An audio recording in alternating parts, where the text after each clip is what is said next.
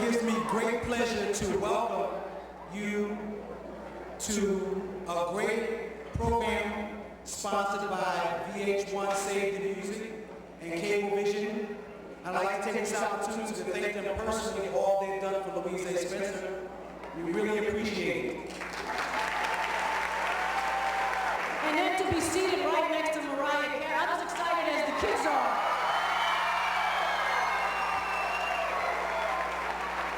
Now you notice Sharp James made sure he sat on the other side of Mariah Carey.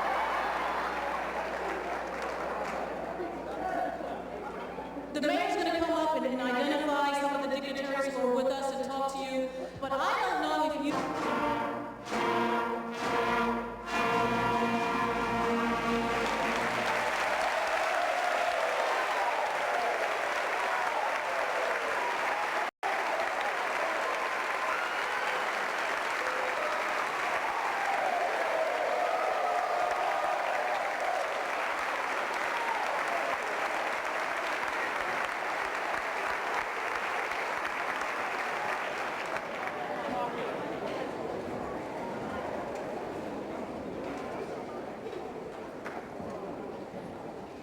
I now have the privilege of introducing John.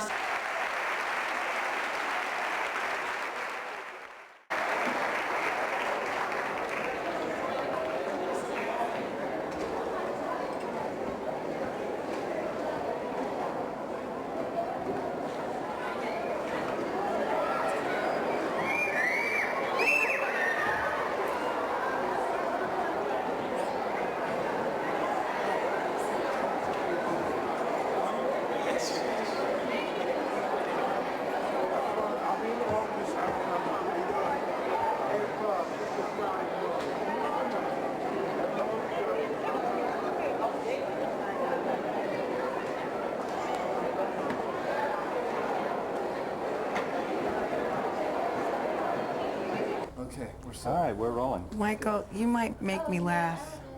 I'm gonna leave. I don't know why. Because I will make you laugh. Yeah, you will. I'm hearing it. I'm good. I'll never do the interview. You don't do that. It's not you. Okay. Can we shut the door? Yeah, let's have Michael be in. Okay, we're rolling. Okay.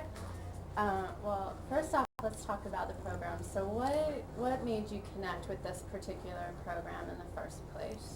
Well, I know John Sykes, who I believe he began Save the Music, and he actually had my first demo when I first started out, and I was, I was a kid with the demo tape just getting started and all that, so I have a special connection with him.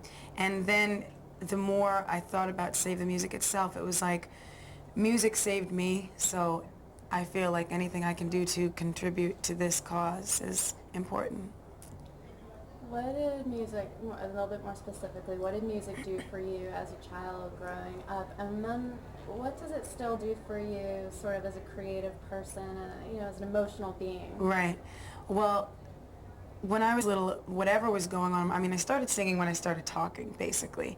And so music was always a form of escapism for me. And whatever was going on, I could go make up a melody in my head, I could go sing, and that was my special little thing that I kept to myself. And it got me through so many situations. And, now, let's say something happens that... Tariq and should tell you, Judd, if you're in, should tell you, Judd, if you're in the building, please This is come to the great. main office. See, I'd be getting called to the main office.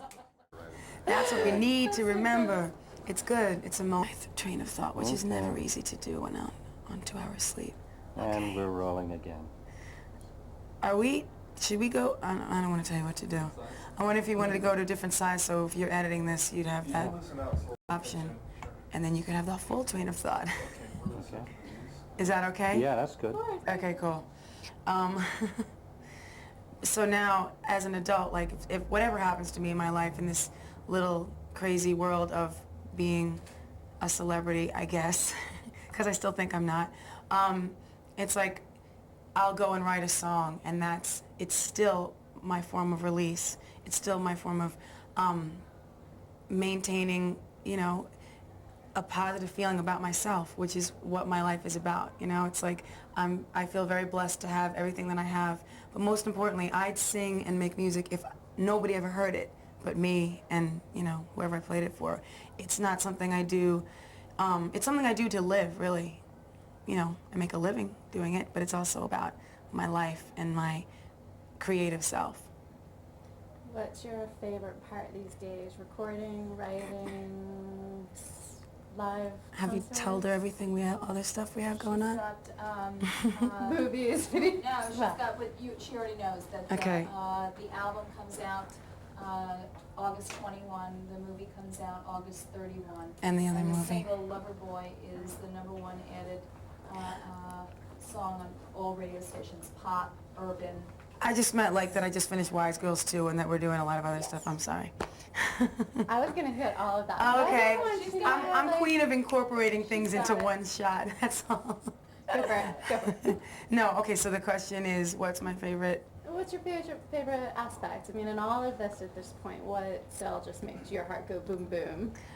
Okay, well, every time I hear my song on the radio for the first time, like if I do a new record, and the first time I hear it on the radio, rather than like on my own little CD that I've been living with, or my own little, you know, junky cassette tape that's in my bag, it's still a really exciting moment for me. I know that sounds, you know, probably like I'm making it up, but it's true.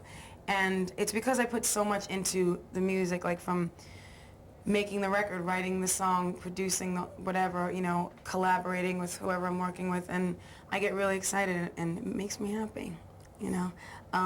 But now also doing movies, it's like I realize that the creative aspect of who I am sometimes gets lost in the fact that this is a business and we have to do things that are business related, and then there's other things that go on.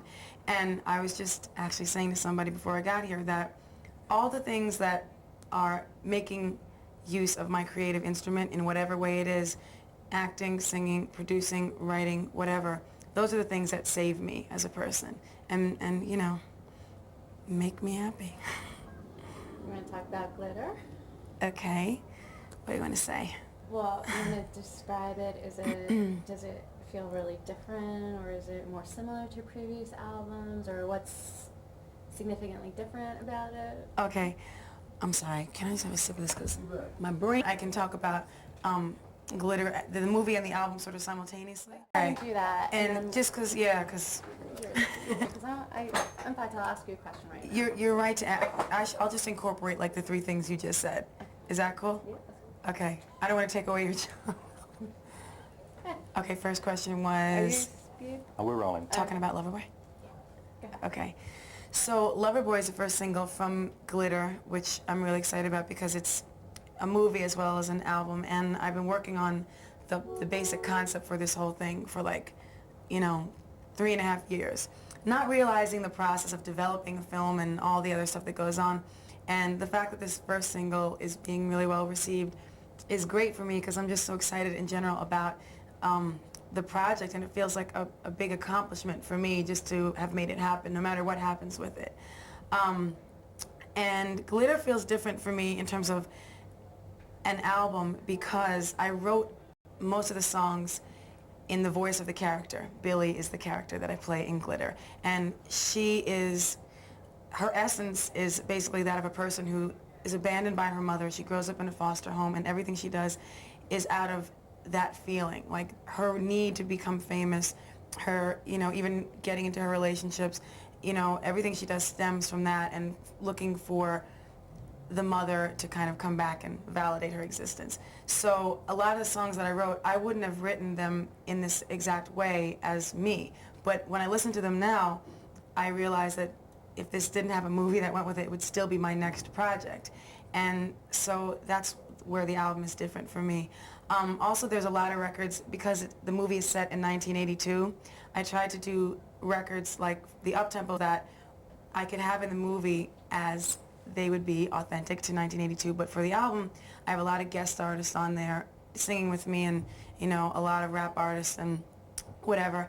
And so I wanted to make it like 82 meets 2002, basically. But there are a lot of really emotional songs that are ballads that carry you through the movie. So they work together. The movie and the record really kind of are one thing, if that makes any sense at all. I know that was a complete rambling fest. Okay. Did you ask the same music question? I wanted to ask you, what was your sense from the children being up on the stage with them? The best thing about what I do is being able to, and I know everybody uses the phrase give something back, but it's really true. And it's like save the music. Being here today, I didn't really realize it was going to be like being at an assembly with a lot of kids, but it was great because you really see that this is so important to them. Like the fact that they are proud of what they're doing, the fact that they, people are actually giving money to a cause that is important rather than like spending it on guns or whatever. I mean, I just think that it's really, really crucial to give kids another outlet, not just, neglect that and not just, take it for granted that everybody's going to fit into one slot or one way of being. Like, as a creative person, I just, I'll go on all day about a subject and sing you 20 million songs and write whatever you want and, hey, do a few characters while I'm at it, but don't ask me to add.